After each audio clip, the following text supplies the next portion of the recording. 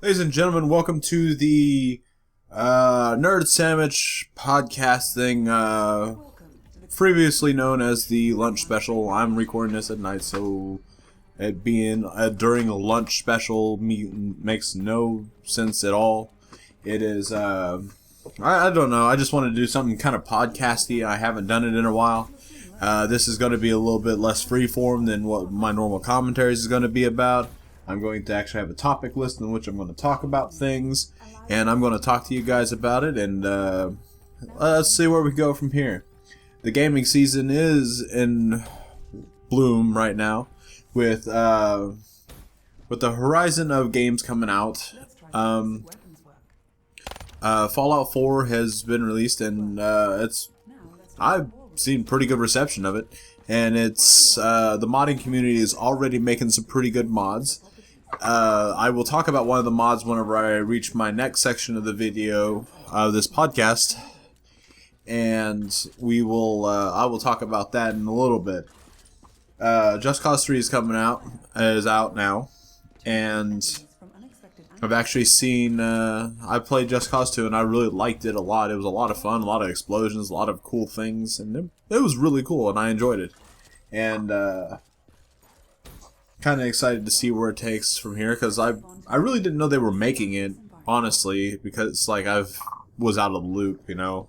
It's I believe it's a Square Enix title, and I haven't really kept up with Square Enix in a while, except for Final Fantasy stuff, and I really haven't played Final Fantasy games and since the some handheld titles like Tactics Advance A2 and Final Fantasy Tactics, and the handheld remakes of 4 and I think 6.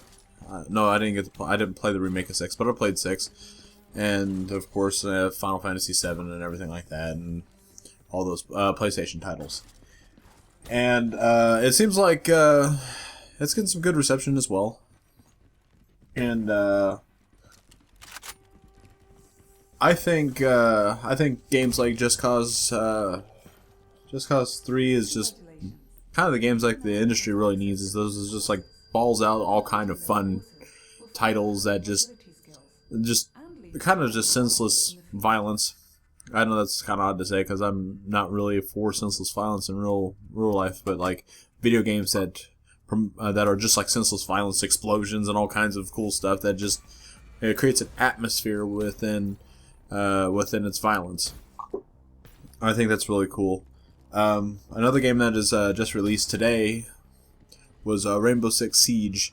Game kind of hyped among my friends and everything like that. Is a real good tactical shooter.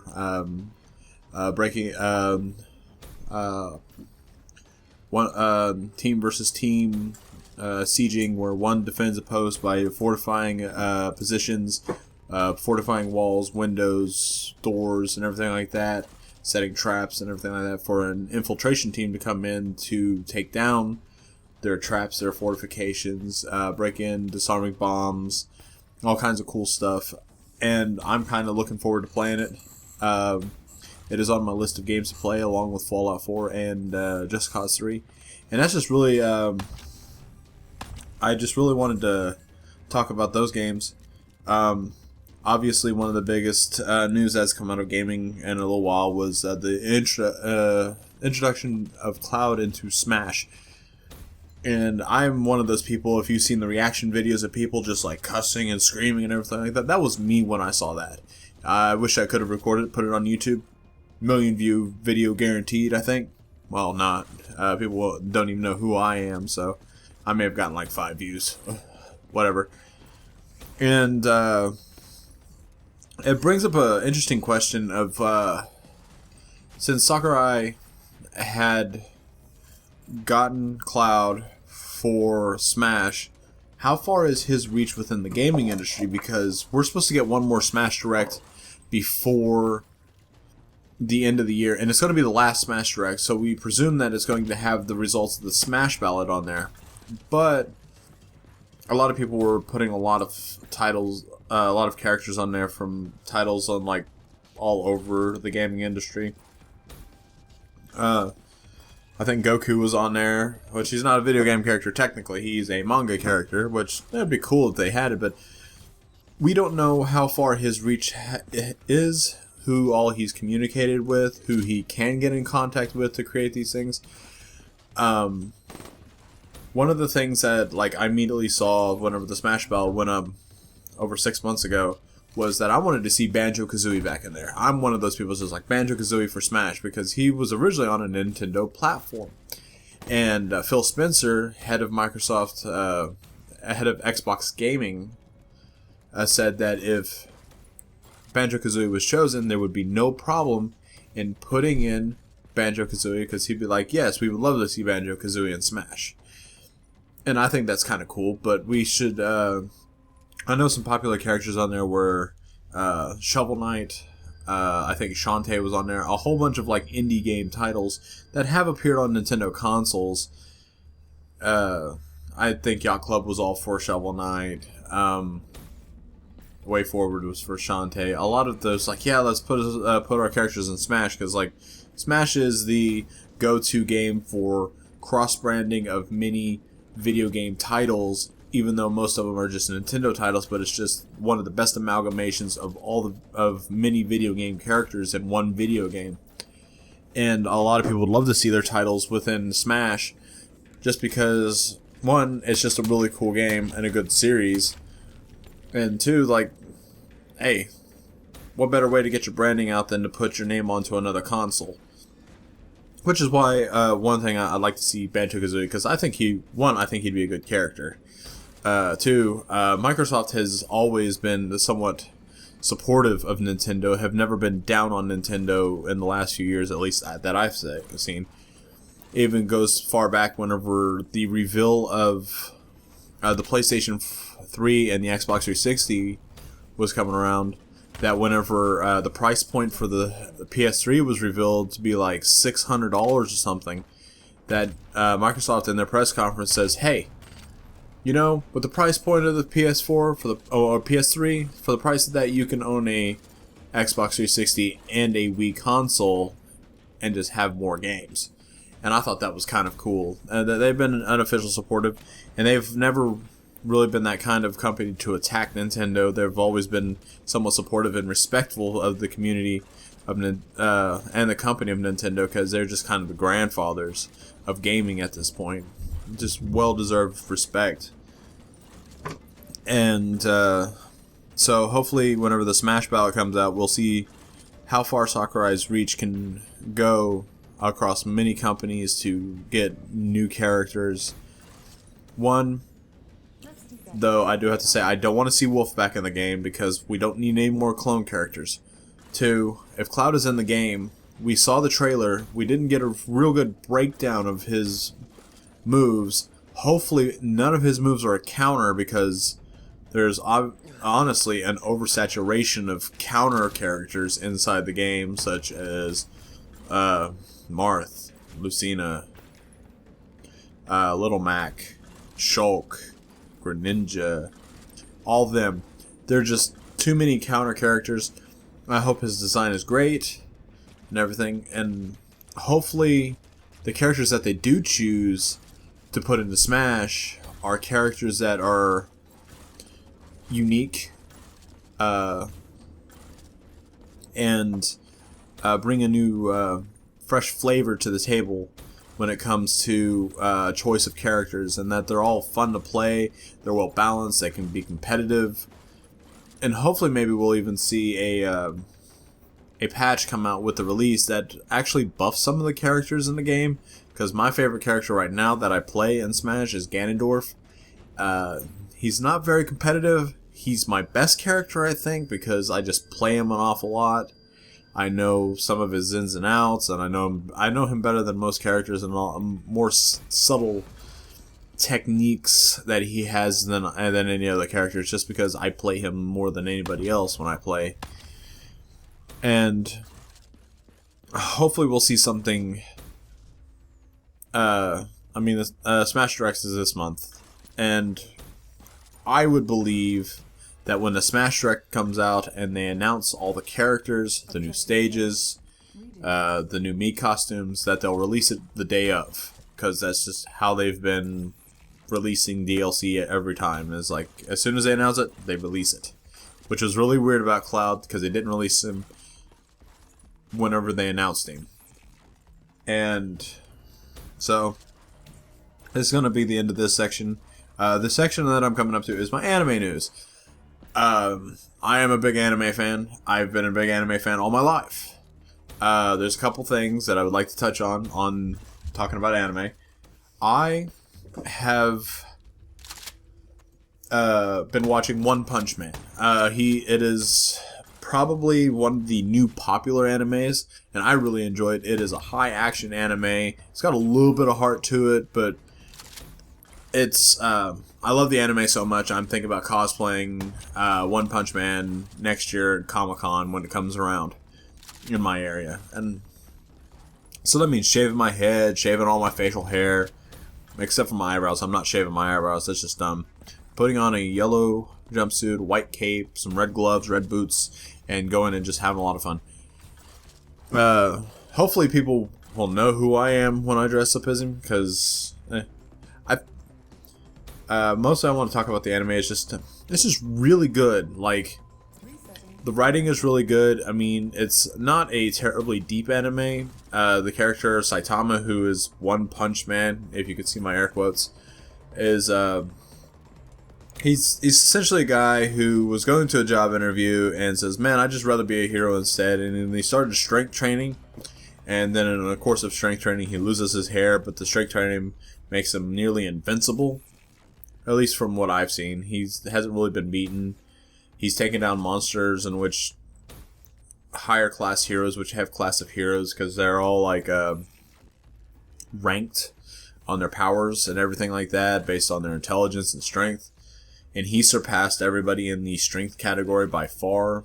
He's not that intelligent, if you can see my air quotes, and he does have a heart. He's basically a hero before the fun of it, and he does have a heart. He is a good person in the anime and everything like that. But I really like some of the characters' design, some of the interactions he's had with some characters. It's just a funny anime, and I would recommend to anybody who would want to watch it as something to just past time. There's only 9 episodes right now. I think it's going to be 12 episodes in the entire series. So it is a very short form anime. So that is really, I mean, that means you can get through the anime very quickly. It's there. And I recommend watching it for anybody who really likes watching action anime with a little bit of comedy. Okay, the next anime I would like to talk about is Digimon Adventure Tri. Anybody who knows me personally knows that I am a huge fan of the Digimon series as an anime series, because even as like Adventure, which is the first season, it still had really good writing for a kid's anime. And that included in almost all the seasons. The only series that I haven't watched was Sabers, which is Digimon Data Squad in America.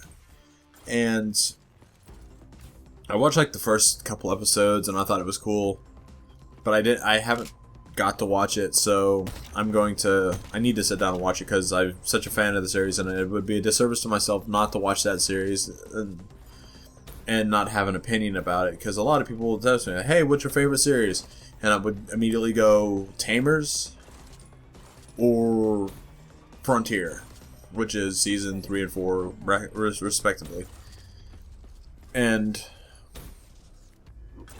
it is a series that has grown up with its audience, because from what I hear, most of the kids in Japan right now aren't a fan of the series, but they're still producing Digimon for those who grew up with it in their childhood. And you can see as like throughout the series, the writing gets a little deeper as it goes. By far though, Tamers has like the darkest edge to it that I've seen, and but it's still. I think it is an anime series into which adults can enjoy, because I say that because I'm an adult and I enjoy it, but I enjoy things on a more simplistic level than most people, I think. And I'm a big fan of the Digimon series. It is one of the few series I can go through and watch and see whenever they're about to go on to the next level, like going to Ultimate, like in the first series, like you see Tai and Greymon marching towards Edamon, Tai holding up his crest, and then bam, hit Metal Greymon, and I get so hyped for it. Even in at the age of 28, I still really enjoy the series. I'm watching through season 2 now again, and I just really enjoy the series. Now, coming back to Try, though, it is a series that it takes place 4 years after season 2, and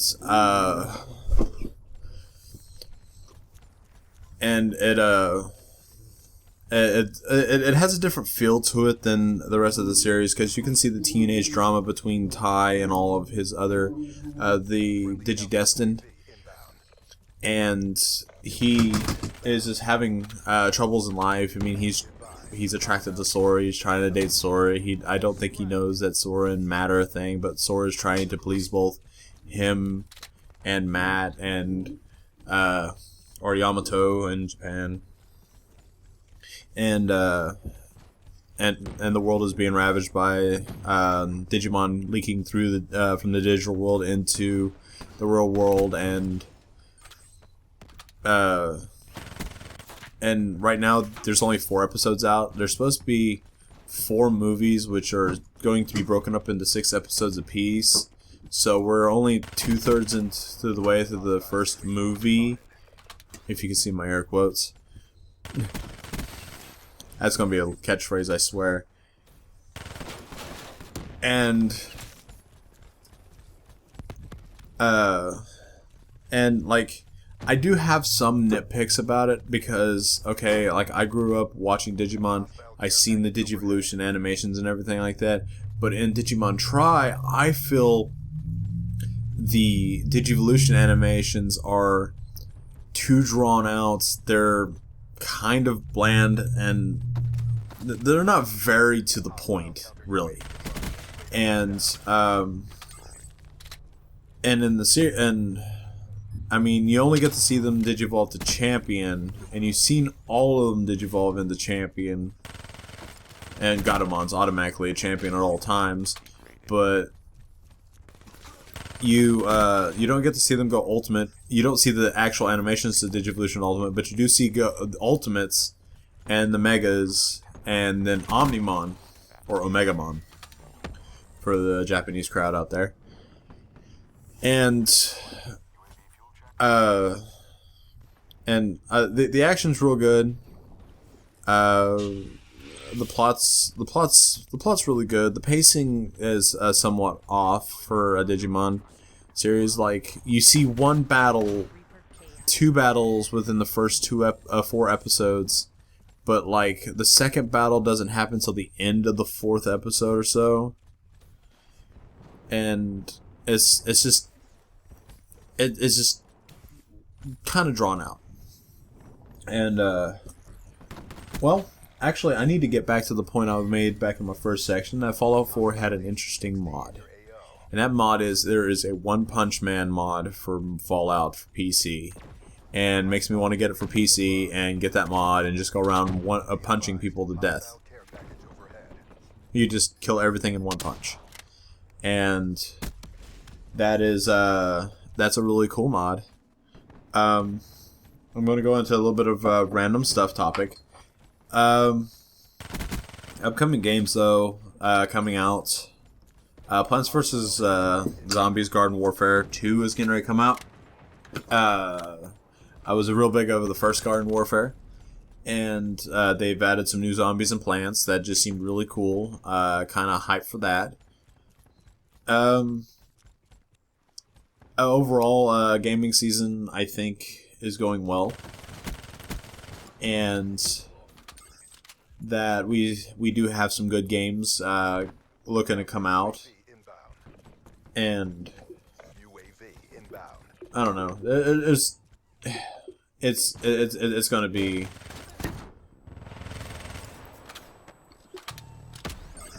I don't know. I think that there are just going to be some really good games coming out really soon. Arcade is going to be coming out to the Xbox One either this month or next month for early access. The game has been fairly successful on PC. I know a lot of friends who just talk nothing but Arcade to me. Warlords of Draenor. I am actually preparing my Death Knight on World of Warcraft to play through and go into Warlords of Draenor. Not Warlords of Draenor, but Legion. He's going to be Frost. I'll probably have an Unholy spec because some of the traits for the Unholy weapon are ungodly. Ugh. Good grief. And I'm going to play Frost. Just because your artifact weapon is broken pieces of Frostmourne, and I think that's really cool. I just wish we could just have Frostmourne. That's really what I would like, is Frostmourne as a weapon.